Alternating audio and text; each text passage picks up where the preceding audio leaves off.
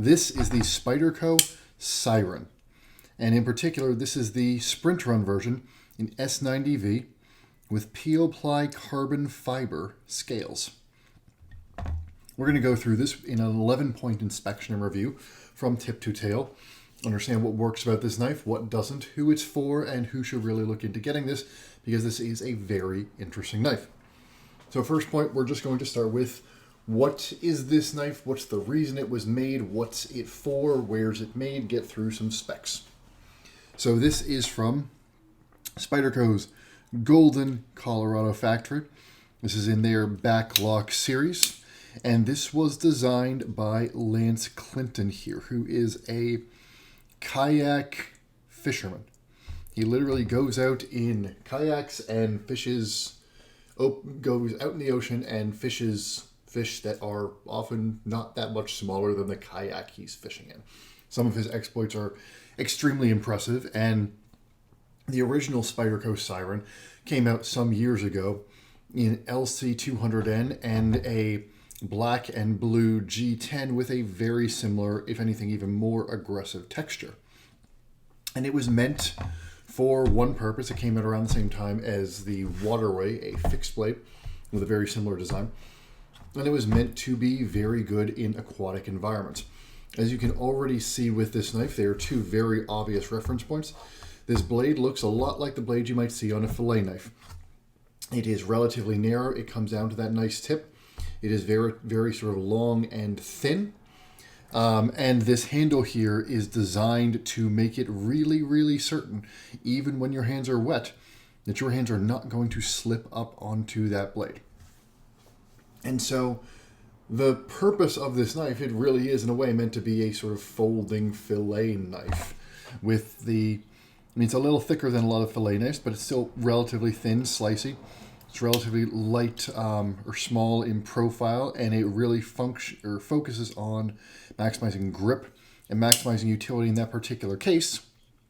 And we're going to see here, does that translate well to an EDC context and to other tasks outside of that? Obviously, if you are a kayak fisherman yourself, or really if you're looking for a Spyderco that is specifically for those wet environments and specifically for even fish processing in those wet environments, you are the direct target audience for this knife. Whether you want to get the G10 and LC200N version or this S90V and carbon fiber version, just go get it, because this and Quiet Carry are some of the only brands that are really making knives for you right now, and so you can end the video right there. The question that I'm really trying to ask is, should anybody else care about the Spyderco Siren, and how does this work as a more general use knife? That's how I try to approach my reviews, not just looking at the narrow use case that it was optimally made for. So, point two, I like to start with the blade.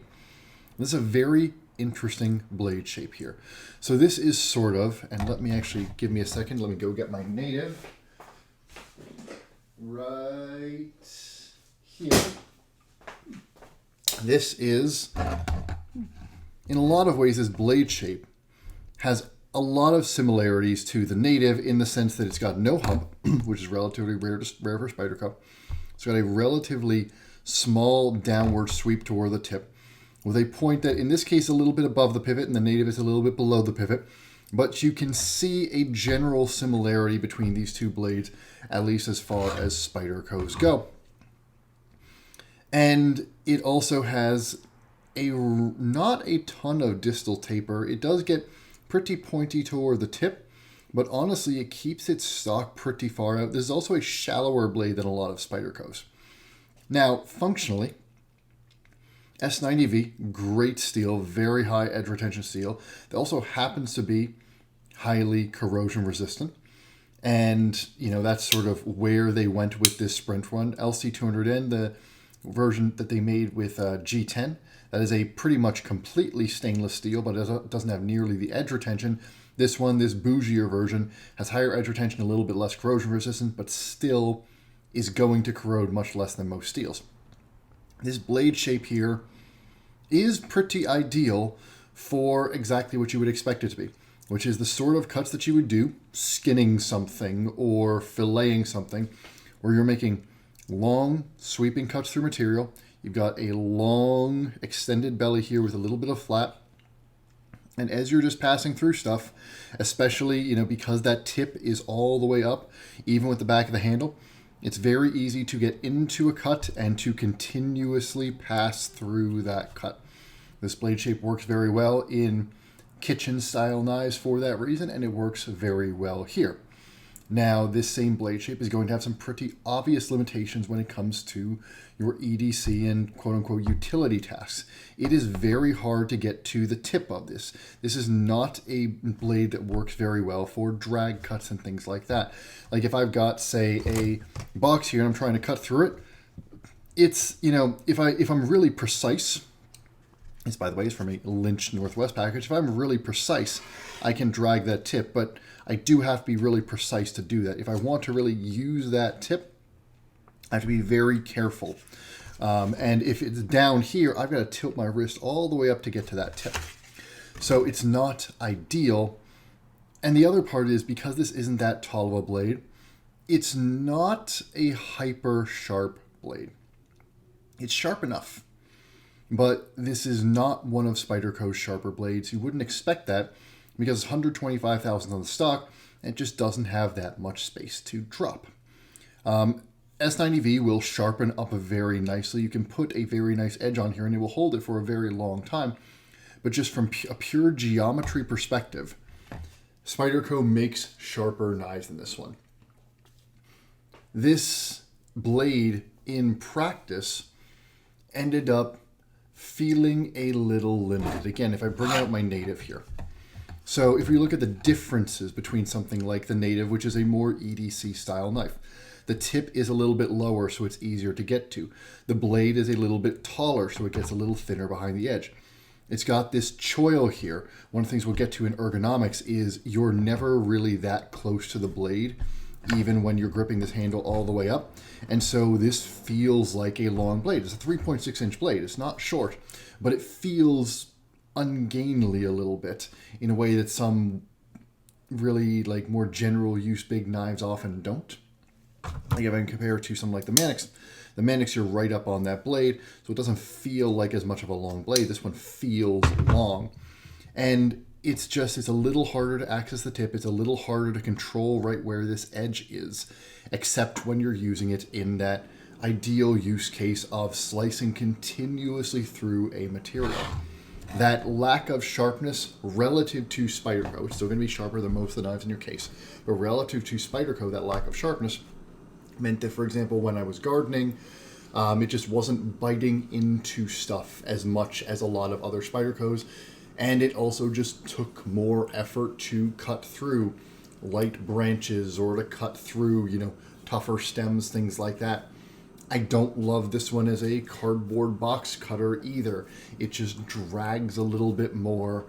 This particular, when you're, you know, with a cardboard box, rather than sort of cutting through or pulling, you're really dragging down into things. Usually you're either cutting down or you're cutting straight down and away. This blade just sort of, it doesn't feel quite so natural. It feels like it drags quite a bit in those sorts of cuts. It pierces nicely, and it pierces very naturally. If you do need to stab something, this stabs very well. But again, that tip feels really far away with the way this handle is drawn, or is designed. And so when I look at the overall blade here, the blade is nicely done. S90V is nicely heat treated from what I can tell. The finishing is nice. Everything is quite sharp in that all these edges are crisp, as golden tends to do it. Nice satin finish on that. This is a decent blade shape for your everyday tasks. Again, I'll give the caveat, I'm evaluating it outside of its ideal use case. But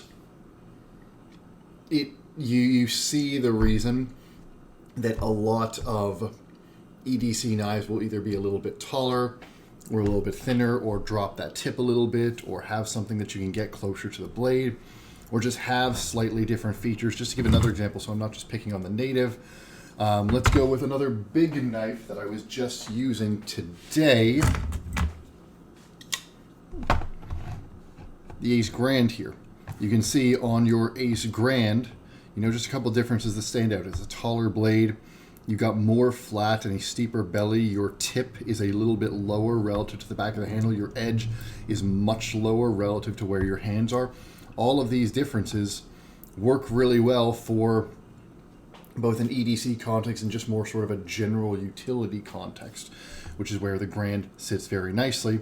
This one works better for something like cutting up a fish, but less well for your general everyday tasks.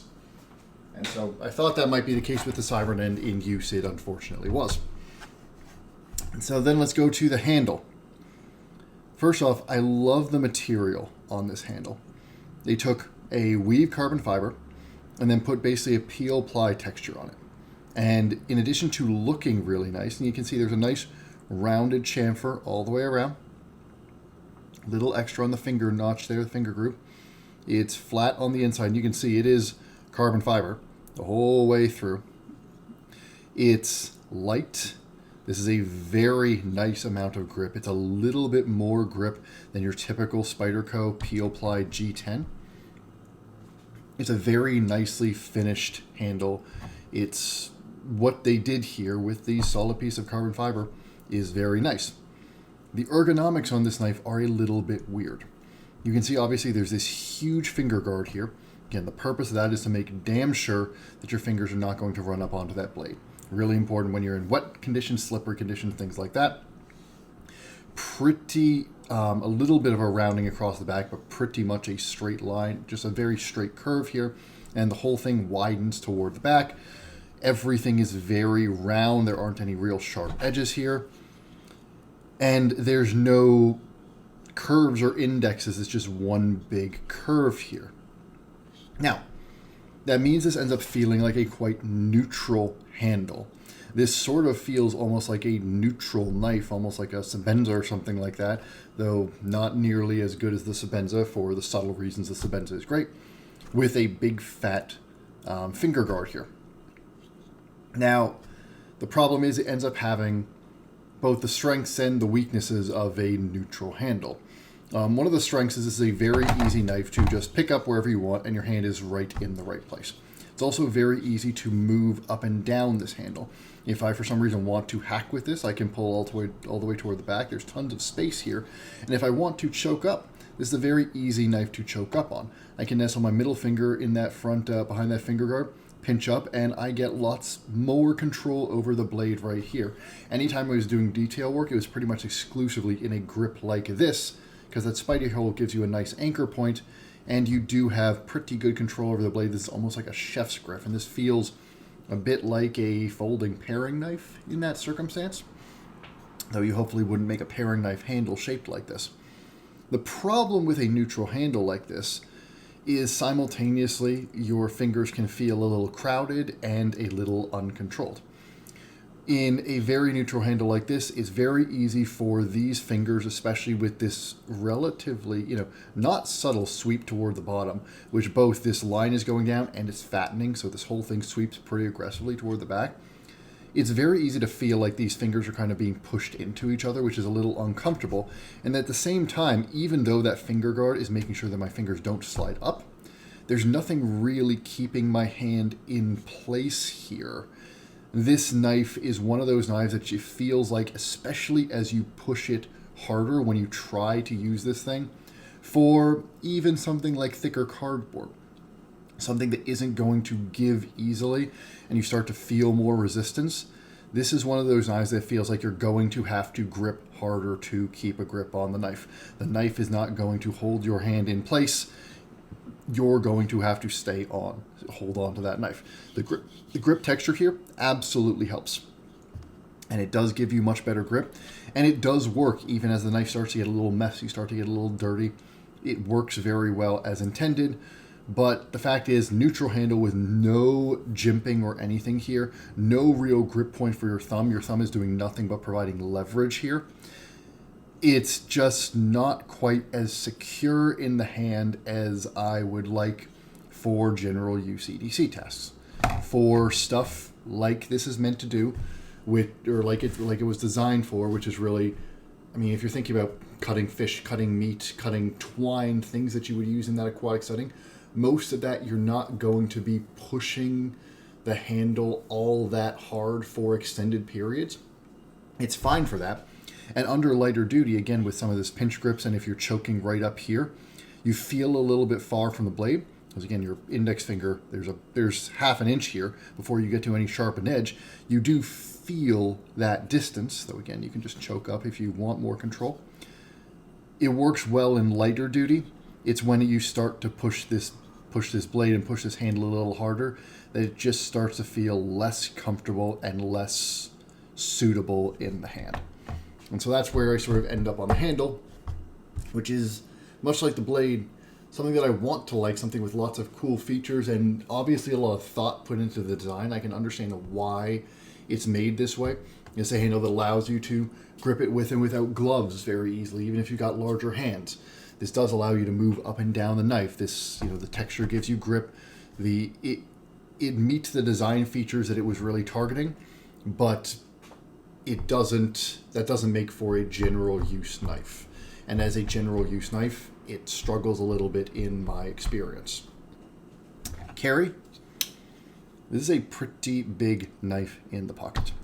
Let me bring out here, again, I'll bring out my native. So 3.6 inch blade.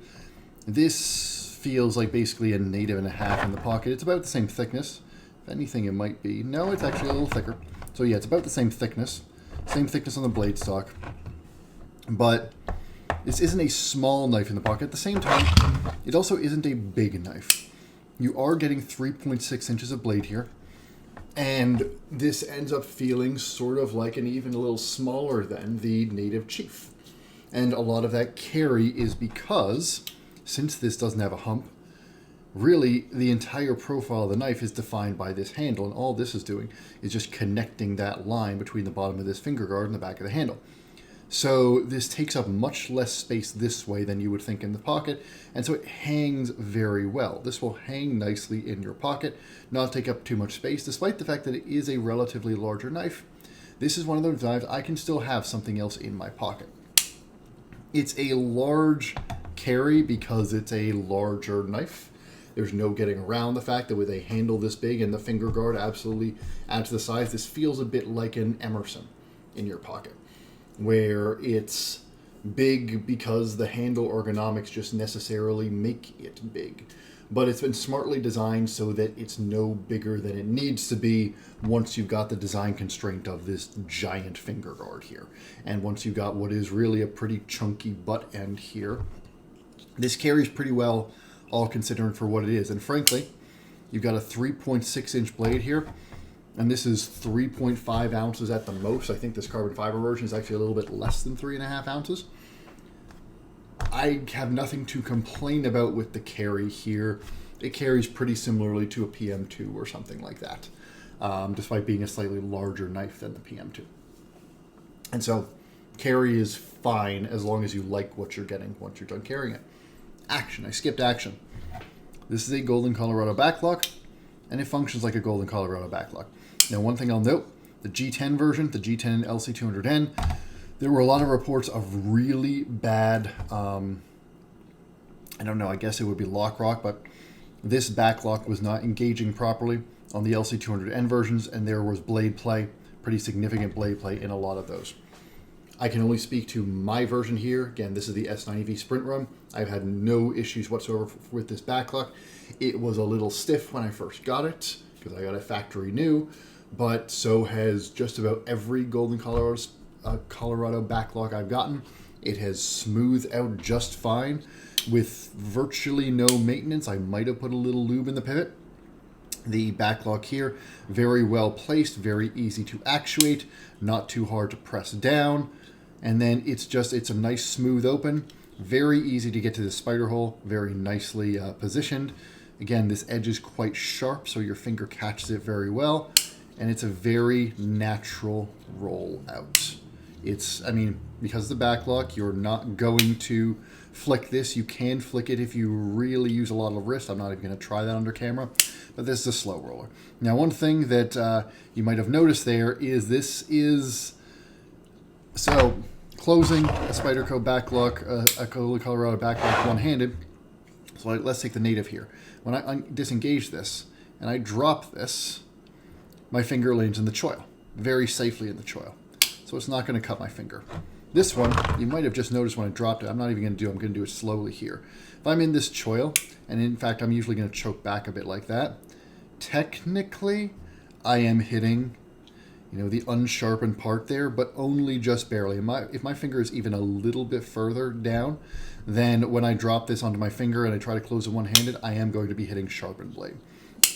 I have nipped myself a few times doing that.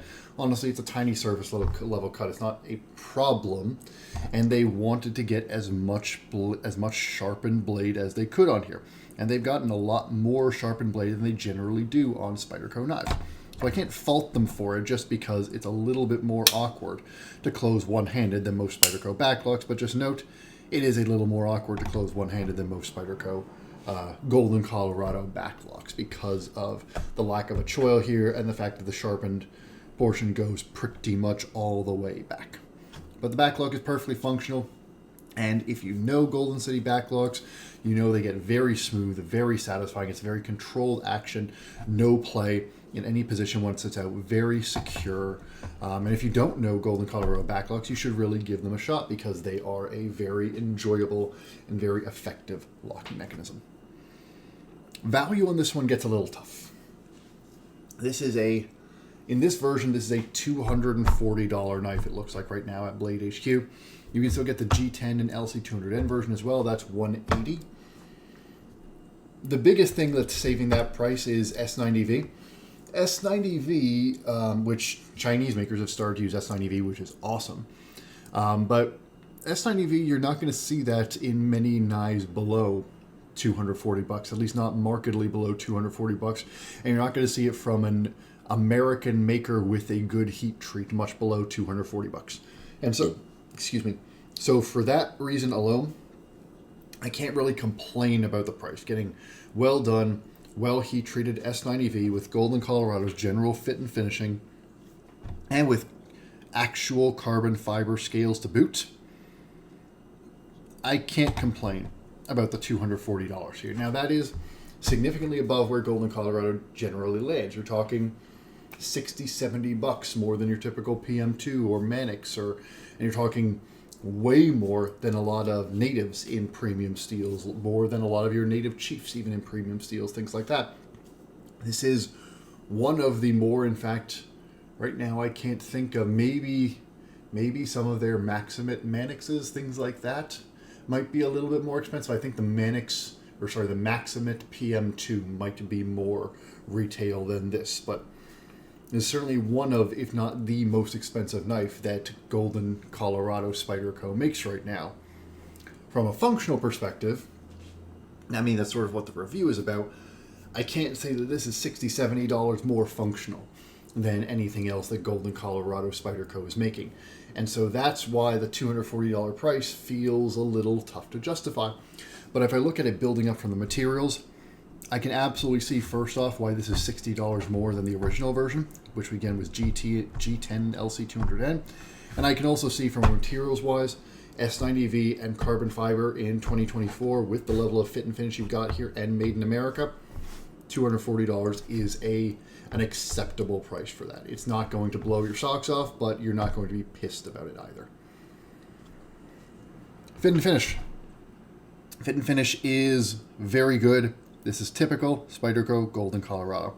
Most of the edges are relatively sharp by design. They did round off the chamfer on the handle much more than they generally do here. If you compare, if I bring out my Manix, you can see those chamfers. They really are chamfers more than contours, where it's sort of, a flat, then a 45-degree angle, then another flat.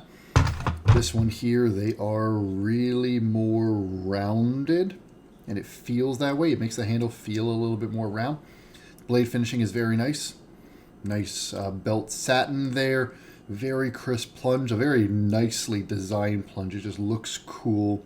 They make the plunge parallel to the belt satin lines, which is a really cool little detail that is an unnecessary level of precision there. And laser etchings are very nice. Screws are all flush. You got the pin up here for the stop pin. The fit and finish on the back lock is very nice. It's flush in your open position, flush in your closed position. Locks up very nicely. This is typical Spyderco Golden Colorado. They're not making a complicated knife. They're not trying to make a complicated knife. Everything here is competent. And again, for $240, absolutely nothing to complain about. And so let's get to the summary. What are my 3 favorite things about this knife? Let's start there. First thing, I really do like the texture they've done with these handles. The material and texture of these handles, the full carbon fiber with this peel ply texture, is something that I would like to see Spyderco do on more models. It's very light, it balances nicely, it feels nice, and it gives you carbon fiber while still having the same sort of texture as your peel ply G10. When a lot of carbon fibers can get slick, or they'll have some sort of macro texture rather than a micro texture on it. This is a really nice middle ground. I would like to see this on other Spyderco knives. The second thing that I like just from the design of it is this kind of feels like a medium native. The Native Chief is a huge knife. The Native Chief is, I believe it's slightly over 4 inches, and it feels over 4 inches. The Native Chief feels massive. I find it a little difficult to practically use. This, I like the idea of Spyderco making a relatively long, skinny, humpless backlock knife in this sort of size range. It's a good idea. And the third thing that I do like here is I like the use of S90V. S90V is one of my favorite steels. It might in fact be my favorite steel. It's not that hard to sharpen if you've got diamond stones. It holds an edge like crazy. It is tough enough for anything you would be using this knife for. And it's finished and heat treated very nicely here. It also fits the saltwater theme of this knife well enough because the corrosion resistance on S90V, while not as good as LC200N, is still quite good. The one thing that I like least about this knife probably does come down to the overall ergonomic experience of using it, which is this knife, when it was used for any task outside of its real direct intended use, feels a little clunky. It feels a little big and chunky in the hand. It feels a little difficult to get this blade exactly where you want it to be for the tasks that I was trying to use it for, which were things like breaking down boxes, things like gardening tasks, things like your general EDC tasks and stuff like that. This just felt less natural, less intuitive than a lot of Spyderco's knives that are designed for that. Again, I'm going to say one more time, I know that this knife was designed for a very particular purpose and that I am evaluating it outside of that intended purpose. But if you are like me, you look at a knife like this and you're like, hey, I wonder if, even though I am not a kayak fisherman, if this is a knife that would be good for my general use case anyway, if this is something that I would enjoy using on a daily basis, even though I'm not the direct target audience. And my answer is, while I like the cool factor, there is a lot of cool factor in this knife. Purely from a utility perspective, it has been one of my less favorite Spydercos to use in my everyday use cases. And a lot of it does come down to the limitations of this blade for a lot of those everyday tasks and the general chunkiness of this handle, which is fantastic for its direct intended use case, but keeps you a little far from the blade, feels a little chunky, and feels a little neutral. The fingers get cramped and aren't quite as secure as I would like. That's the part that I like least. And so the summary for this knife is that this is exactly what it is marketed as. This is a folding fillet knife. This is a knife that is really, really good if you want a very safe and secure, even in wet and grimy conditions, knife that is really good at long slicing cuts through lighter material, is really good when you need to poke stuff, and is really good for the stuff that you would expect to encounter in and around the water. And it happens to do it in a relatively compact form factor and with very high-end materials and a more than acceptable level of fit and finish at a price that you can stomach. And so it does everything it says on the tin. But my conclusion to answer the question I just posed a couple of minutes ago, is this really a knife that is useful to people that aren't in that target audience? It's hard for me to recommend this over other options Spyderco has. I mean, again, if I bring out my native here, and even if I had a native chief there, for normal people doing normal stuff, it is very hard for me to recommend the Siren over just getting a native if you're okay having something smaller, or just getting a native chief if you want something big. Both of those knives are going to feel better for your everyday tasks. Both those are going to be more useful for your everyday tasks than the Siren. And so this really is a purpose-built knife. Great for its target audience, struggles a bit when you get outside of that target audience. I'm not even criticizing the knife on that, but that's what I came into this review trying to understand, trying to see from my own experience whether it could flex outside that target use case. And my answer is, unfortunately, not really. Certainly, at $240, if I had this and a native chief on the table, that's probably the simplest way to say it. If I had this and a native chief on the table, I am taking the native chief literally 10 times out of 10. Especially if you give me a native chief in carbon fiber at S90V, not even a question. So that gets me to my last point, number 12 out of 12. 11 out of 11, am I keeping it? I think the answer is pretty obvious by this point. For this one, it will be a no. I'm very glad I tried this one. This is a knife that I've had my eye on for a very long time. I like the design philosophy of it, and I love these purpose-built knives that Spyderco puts out. I love when they do find a narrow use case or a particular character that has a very good idea of what they want, and they make a knife that is very targeted for that. It's great that they do this, and I'm glad that I got to experience it. And I thought this blade shape could be excellent for a lot of EDC type tasks. And, you know, it doesn't look dissimilar from a lot of other blades that I really like. If I look at my, where is it here? If I've got my, nope, can't find it. There we go. Like, the blade doesn't look that different than a Tactile Maverick, which is one of my favorite EDC blades. But subtle things about sort of where your hand sits and how compact this handle is and the way this blade sweeps just make this feel a lot better. I thought that I might love this knife. I don't. I'm not the target audience for it. And so this will not be a keeper for me. It's going to be going up for sale in not too long. And I'm sure somebody else will get it and they will very much enjoy it. So I hope if you, like me, were wondering whether this might be the knife for you, this review gave you a better understanding of that, and you can make a more informed decision of whether you want to give it a shot. And even if you're like me and are not directly in the target audience, you might have a better experience than I do. I try to look at things as objectively and as thoroughly. I should say thoroughly more than objectively. I don't like the term objectively. Nothing about reviewing is objective. I try to look at things as thoroughly and openly as I can, and I hope that that helps you make a more informed decision, and if nothing else, is just a little bit entertaining. So I hope this was a good use of your time, and if it was, I will see you again soon.